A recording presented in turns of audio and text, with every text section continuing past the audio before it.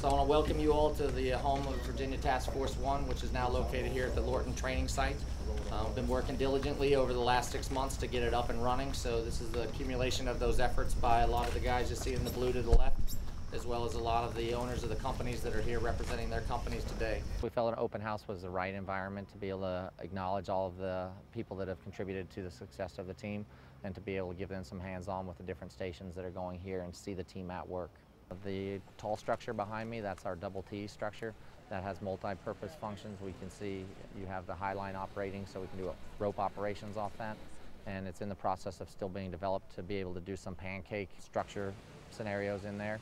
Pile over here to my right, this is our large pile. This is our canine rubble pile. We have hides and voids that have been created underneath there prior to all the rubble being brought in on top so that we can actually hide victims in there, and the canines can search for those victims. It gives the canine ability to work and to be able to solve the problems on how to find the victims in there. Also then gives the ability for the search teams to go in there and to work in identifying if the dogs locate somebody or think they've located someone.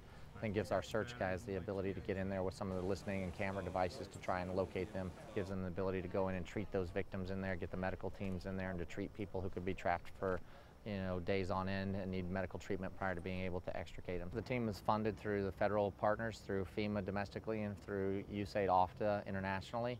Why we all are firefighters and paramedics from Fairfax County. When we deploy, the people that take our place in the stations while we're gone, all that money for salaries is also paid by the federal partners while we're gone. So it's no cost to the citizens of Fairfax in order to actually be able to have the team here and to be able to say that Fairfax County is part of this elite international search and rescue team as well as domestic resource as well.